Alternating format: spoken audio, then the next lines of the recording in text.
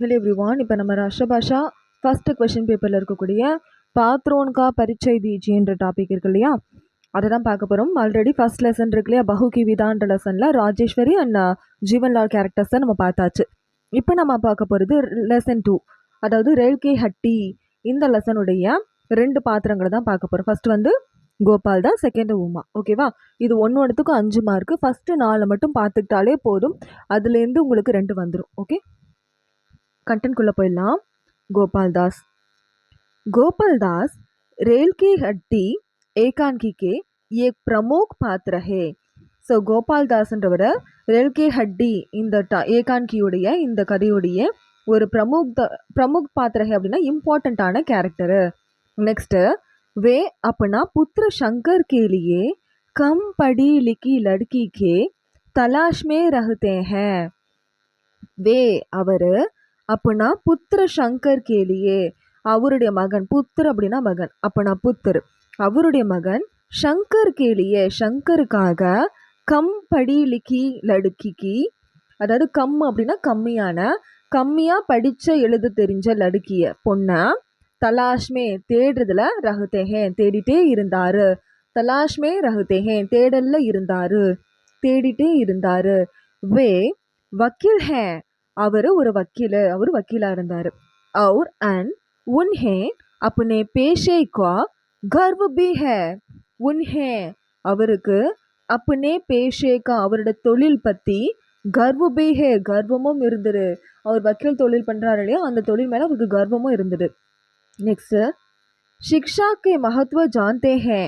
அவர் என்ன பண்ணுறாரு, शिक्षा அப்படின்னா கல்வி, கல்வியுடைய மகத்துவம் அப்படின்னா என்ன அர்த்தம்னா இம்பார்ட்டன்ஸ், மகத்துவம் ஜான்தே ஹே, அவருக்கு கல்வியோட முக்கியத்துவம்ன்றது தெரியும். लेकिन रूढ़िवादी विचार वाले व्यक्ति हैं. लेकिन அவர் रूढ़िवादी विचार वाले அப்படின்னா என்ன அர்த்தம்னா அந்த பழங்கால சிந்தனை கொண்டவங்கன்னு அர்த்தம். அதாவது பழங்காலத்து சிந்தனை, தற்போக்கு, அதாவது இந்த காலத்துக்கு ஏற்ற மாதிரி இல்லாம பழங்காலத்து சிந்தனையிலேயே அவர் இருக்கக்கூடியவர். इसलिए அதனால अपने बेटा शंकर का विवाह कम पढ़ी लिखी लड़की से करते चाहते हैं. अपने बेटे शंकर का विवाह, अपने बेटे शंकर का அவருடைய மகன் சங்கருடைய விவாக கல்யாணத்தை கம் படி லிக்கி லடுக்கி சே கம்மியா படித்த எழுத தெரிஞ்ச பொண்ணோட கர்ணா பண்றதுக்கு சாहते हैं விரும்பினாரு. ஒரு முறை படிச்சு காட்டுறேன். கோபால்தாஸ் रेल की हट्टी एकांकी के एक प्रमुख पात्र है. கோபால்தாஸ் வந்து रेल की हट्टीன்ற ஒரு கதையுடைய ஒரு முக்கியமான கேரக்டர். वे अपना पुत्र शंकर के लिए कम पढ़ी लिखी लड़की के तलाश में रहते हैं. அவர் தன்னுடைய மகன் வந்து சங்கருக்காக கம்மியாக படிக்க எழுத தெரிஞ்ச ஒரு பொண்ணை தேடுறதுல தேடிட்டு இருந்தாரு. வே வக்கீல் ஹே, அவர் வக்கீலாக இருந்தார். அவர் அண்ட் உன்ஹே अपने पेशे का गर्व भी है, அவரோட தொழிலில் அவருக்கு கர்வமும் இருந்தது. शिक्षा का महत्वம் जानते हैं, அவருக்கு வந்து கல்வியோடைய முக்கியத்துவம்ன்றது தெரியும்.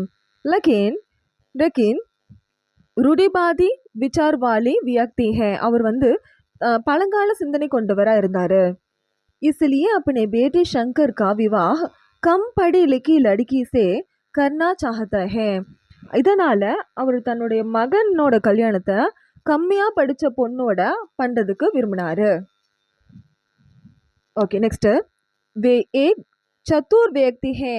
சத்துர் அப்படின்னா பிரில்லியண்டானவர், அவர் ஒரு பிரில்லியண்டான மனுஷன். इसलिए चरित्रहीन पुत्र का विवाह कम पढ़ी लिखी लड़की से करना चाहते हैं. इसलिए அதனால அவர் இன்டெலிஜென்ட்டா இருந்தாரு, அதனால சரித்திரகின் புத்திரக்கா விவாக, அதாவது வந்து கேரக்டரே இல்லாத, சரித்திரகின் அப்படின்னா கேரக்டரே இல்லாத மகனுடைய கல்யாணத்தை கம் படி லிக்கி லடுக்கி சே கர்ணா சாகத்தே ஹே, கம்மியா படிக்க எழுத தெரிஞ்ச ஒரு பொண்ணோட பண்ண விரும்பினார். அவர் பிரில்லியண்டா இருந்ததால அவனோட கேரக்டரே இல்லாத பையனை வந்து கம்மியா படிச்ச பொண்ணுக்கு கட்டி கொடுக்க நினைச்சாரு.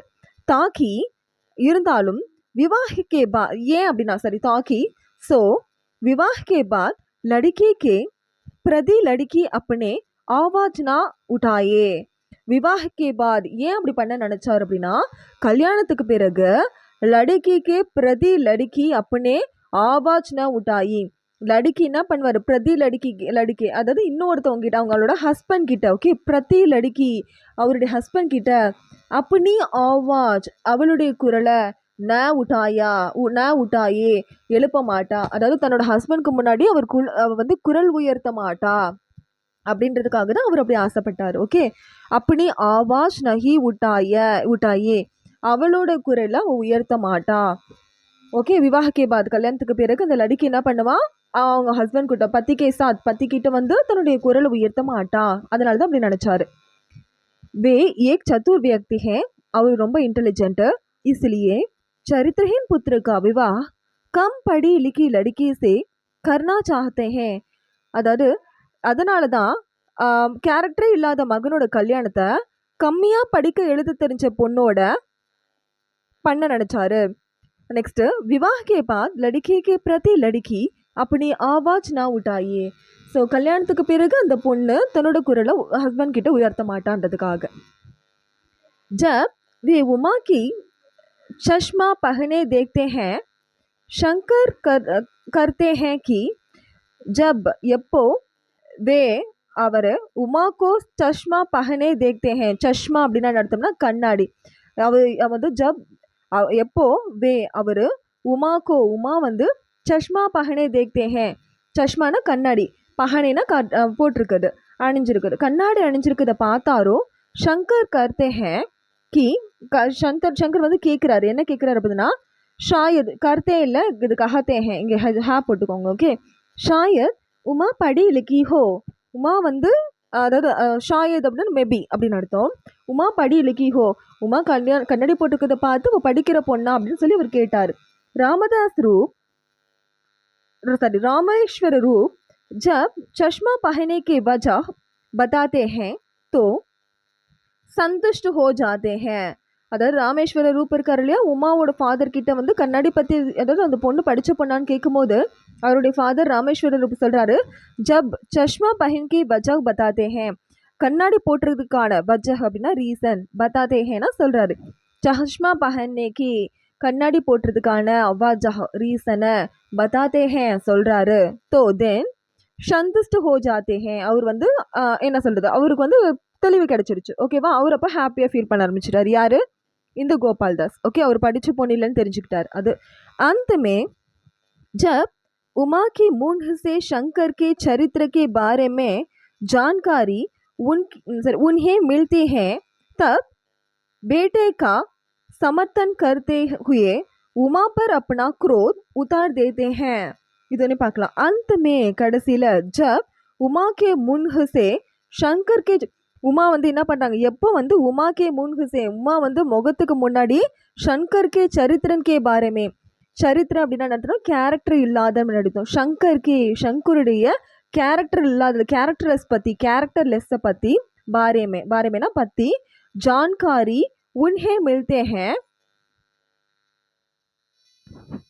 ஸோ பார்த்தீங்கன்னா ஜான்காரி உன்ஹே மில்தே ஹே அப்படின்னா என்ன அர்த்தம்னா, ஜான்காரி அப்படின்னா தகவலை, உன்ஹே அவருக்கு, மில்தி ஹே கிடைக்கும் போது. ஸோ சங்கருடைய கேரக்டர்லெஸ் பற்றி, ஷங்கர் கேரக்டர் இல்லாத ஒரு ஒன்றத்தை பற்றி உமா சொல்லும்போது, அது தெரிய வரும்போது, ஓகே, ஜான்காரி அப்படின்னா தகவல், உன்ஹே மில்தி ஹே கிடைக்கும்போது, தப் அப்போ பேட்டேக்கா சமர்த்தன் கர்த்தே ஹுவே. ஓகே, பேட்டேக்கா சமர்த்தன் கர்த்தே ஹுவே அப்படின்னா, பேட்டேக்கா அப்படின்னா மகனுக்கு, சமர்த்தன் கர்த்தே ஹுவே அப்படின்னா ஆதரவாக நின்னார். சமர்த்தன் அப்படின்னா என்ன அர்த்தம்னா, சமர்த்தன் அப்படின்னா ஆதரவாக நிற்கிறதுன்னு அர்த்தம்.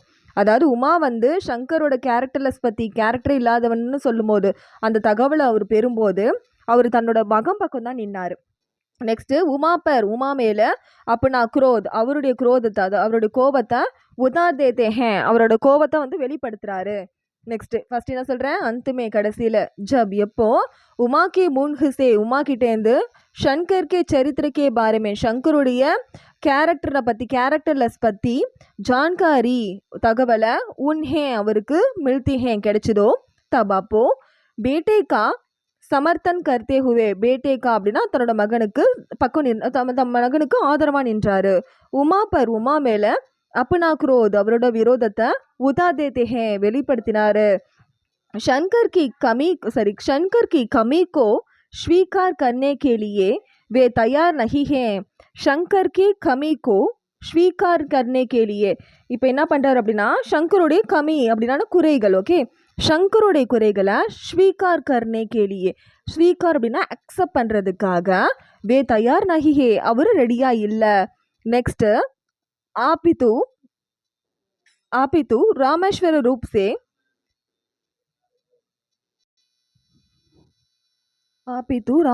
रूप से बेडचती की शिकायत करने हैं.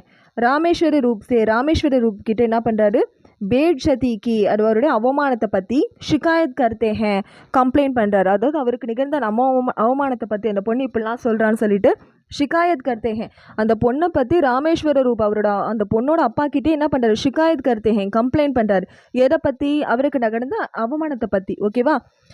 ஸோ இந்த பேட்ஜாதி அப்படின்னா நடத்தோம்னா அவமானம் நடத்தும். ஓகே, ஆபித்து ராமேஸ்வர ரூப் சே பேட்சதி கோ ஷிகாயத் கர்த்தே ஹே. ராமேஸ்வர ரூப் கிட்ட அவருக்கு நடந்த அவமானத்தை பற்றி, பேட்சதி கி அவமானத்தை பற்றி ஷிகாயத் கர்த்தே ஹே கம்ப்ளைண்ட் பண்ணுறாரு. இஸ் தரஹ் இந்த மாதிரி கோபால் தாஸ் கோ बड़ बोलो लालची और स्त्री पुरुष की समाने में अविश्वास रखने वाले व्यक्ति के रूप में चित्रित किया गया है. இங்கே பாருங்க, கோபால்தாஸ் கோ படுபோலா லால்ச்சி அப்படின்னா நடத்தோம்னா பேராசைன்னு அர்த்தம். படுபோலா பால்ச்சி அப்படின்னா நடத்தோம்னா பேராசை பிடிச்சவர்னு அர்த்தம். அவரோட அந்த சுபாவமும் அவர் அண்ட் ஸ்திரீ புருஷ்கே சமான்மே அதாவது பொண்ணையும் ஆணையும் சமமாக பார்க்குறதுல अविश्वास रखने वाला व्यक्ति के रूप में चित्रहीन किया गया है. அவிஸ்வாஸ் அப்படின்னா நடத்தோம்னா டிஃப்ரென்ஸ் பார்க்குறது, ரக்னே வாலே அப்படின்னா டிஃப்ரென்ஸ் வச்சிருக்க வியக்தி அவர் ஒரு பர்சனாக இருக்காரு. ஸோ நெக்ஸ்ட்டு சித்ரித் கியா கயா ஹே. அவர் சித்ரித் கியா ஹே என்னன்னா சித்திரிக்கப்படுகிறார்கள் அப்படின்னு சொல்கிறாங்க. அதாவது ஆணும் பெண்ணும் சமம்ன்றதில் அவிஸ்வாஸ் ரக்கன வேலி வியக்திக்கே ரூப்மே அது மேலே அதாவது ட்ரஸ்ட் இல்லாத ஒரு நபராக சித்திரத்தின் கியா கயா ஹே சித்தரிக்கப்படுகிறாரு. ஓகே, अदाद अंत में जब उमा की मूंढे से शंकर के चरित्र के बारे में जानकारी उन्हें मिलते हैं. अंत में கடைசியில் உமா சங்கரோட கேரக்டர்லெஸ் பற்றி குணமில்லாததை பற்றி அவருக்கு தெரிய வருதோ தப் அப்போ பேட்டேக்கா சமர்த்தன் கர்த்தே ஹுவே தன்னோட பையனுக்கு ஆதரவாக நிற்கிறாரு. உமா பர் அப்பனா குரோத் உத்தார் தேத்தே ஹே உமா மேலே தன்னுடைய குரோதத்தை வெளிப்படுத்துகிறாரு. ஷங்கர் கே கமிக்கோ சிவிகா கர்னே கேலியே வே தயார் நகியே. ஷங்கருடைய அந்த கமி அப்படின்னா இங்கே என்ன குறைகளை ஓகே ஸ்வீகார் கர்னேக்கேனா அக்செப்ட் பண்ணுறதுக்காக வே தயார் நகிஹே அவர் ரெடியாக இல்லை. ஆப்பித்து ராமேஸ்வர ரூப் சே அவர் என்ன பண்ணுறாரு, அவர் ராமேஸ்வர ரூப் கிட்ட பேட்சதி ஷிகாயத் கர்த்தே ஹே. பேட்சதி அப்படின்னா அவமானங்களை ஷிகாயத் கர்த்தே ஹே கம்ப்ளைண்ட் பண்ணுறாரு. இஸ் தரஹ் இந்த மாதிரியே கோபால்தாஸ்கோ படுபோலா லால்ச்சி கோபால்தாஸுடைய பேராசை அவுர் அண்ட் ஸ்திரீ புருஷ்கே சமான்மே அதாவது பொண்ணும் ஆணும் சேம்ன்றதுல அவசியவாஸ் ரக்கனே வாலி வியக்திக்கே ரூப்மே அதாவது ரெண்டுமே ஈக்குவலாக பார்க்கணுன்ற அந்த நம்பிக்கையே அவருக்கு இல்லை. சித்திரத்தின் கியா கயா ஹே இப்படி தான் அவரோட கேரக்டர் சித்தரிக்கப்பட்டிருக்கு. சித்திரத்தின் அப்படின்னா கேரக்டர் சித்தரிக்கப்பட்டிருக்கு. அதாவது பொண்ணும் ஆணும் சமம்ன்றதுல நம்பிக்கை இல்லாதவர்னு சொல்லிட்டு அவர் இப்படி தான் சித்தரிக்கப்பட்டிருக்காரு அப்படின்றாங்க.